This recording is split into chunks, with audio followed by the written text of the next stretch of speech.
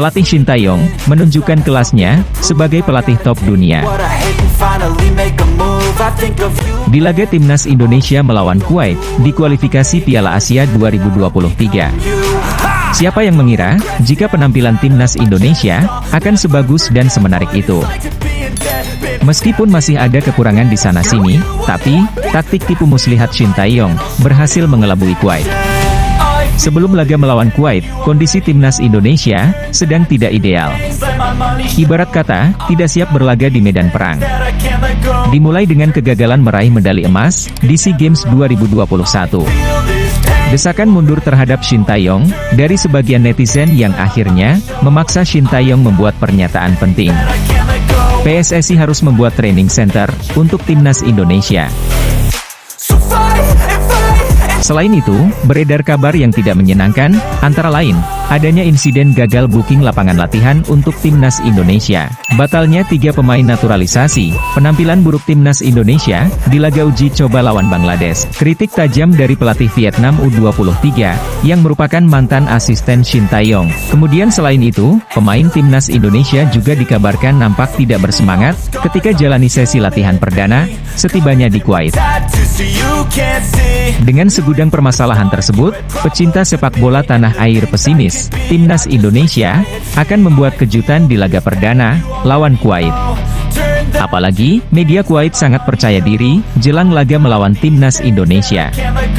Media Kuwait memprediksi bahwa tim yang akan lolos ke Piala Asia 2023 dari wakil grup A adalah Yordania dan Kuwait.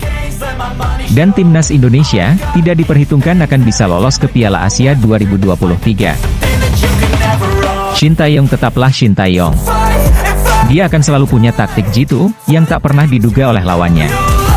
Permainan buruk di laga uji coba lawan Bangladesh, mungkinkah itu bagian strategi Shin Tae-yong untuk mengelabui agar permainan timnas Indonesia tidak terbaca lawan?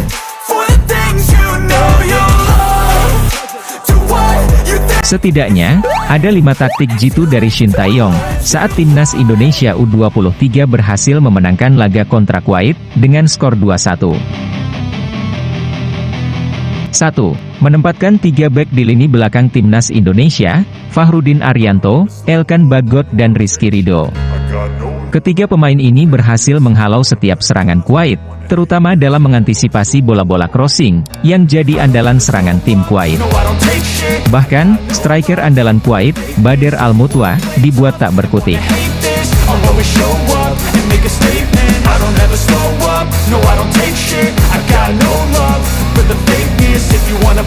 2. Strategi kick-off super cepat. Setelah tertinggal 1 gol dari Kuwait, timnas Indonesia langsung bisa menyamakan kedudukan dengan cepat. Perhatikan baik-baik waktu dan proses terjadinya penalti, yang berbuah gol bagi timnas Indonesia, itu terjadi hanya dalam kurun waktu 10 detik. Para pemain Kuwait lengah dan tak menduga, jika timnas Indonesia akan melakukan serangan cepat usai kick-off. Terlihat pemain belakang Kuwait tidak siap, ketika ada long ball yang mengarah ke Rahmat Irianto. Akhirnya, Rahmat Irianto hanya berhadapan dengan kiper Kuwait, Fahad Al-Rashidi. Terjangan kaki dari kiper Kuwait ke arah badan Rahmat Irianto, mengakibatkan pelanggaran dan menghasilkan penalti, bagi timnas Indonesia. Strategi ini pasti sudah dirancang dan dipraktekkan oleh skuad Garuda Muda di sesi latihan. Taktik kick-off yang pada akhirnya, menghasilkan gol penalti melalui kaki Mark Klok.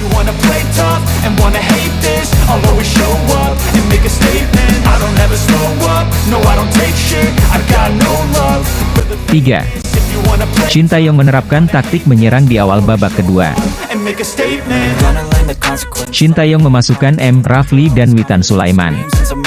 Masuknya Rafli dan Witan terbukti ampuh. Laga babak kedua yang baru saja dimulai, tetapi kedua pemain ini langsung memberikan efek kejut. Timnas Kuwait dibuat kerepotan oleh 2 pemain ini. Witan Sulaiman berperan atas terciptanya gol kemenangan timnas Indonesia, yang diciptakan oleh Rahmat Irianto, pada menit ke-46.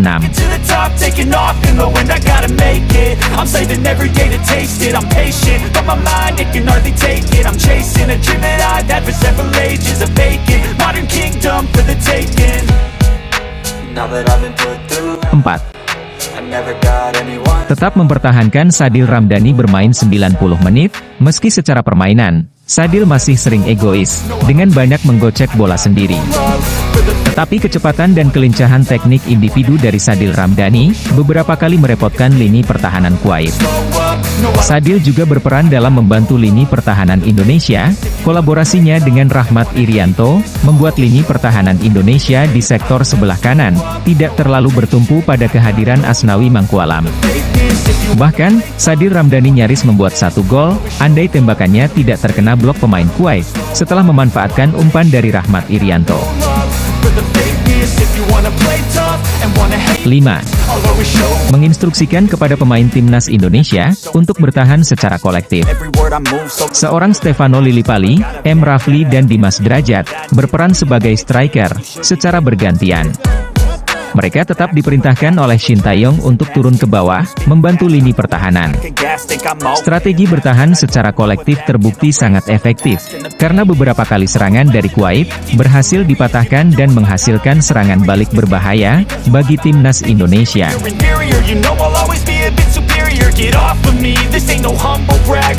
Dengan segala keterbatasan fasilitas yang ada di PSSI, Shin Tae-yong sudah mampu membawa timnas Indonesia ke putaran final Piala Asia. Pencapaian Shin Tae-yong ini tidak mampu dicapai oleh 2 generasi timnas di kualifikasi Piala Asia sebelumnya. Artinya, Shin Tae-yong sudah memberikan kode keras kepada PSSI selaku federasi, bahwa, melalui program regenerasinya ini, masa depan sepak bola Indonesia sangat cerah. Patut ditunggu, pencapaian apa yang bisa diraih Shin Tae-yong, dengan skuad muda ini, di putaran final Piala Asia, tahun depan. Yang pasti, lawan mereka nanti bukan lagi para pemain level Asia Tenggara, namun, juga para pemain top Asia, yang beberapa dari mereka, sudah merasakan atmosfer klub top dunia.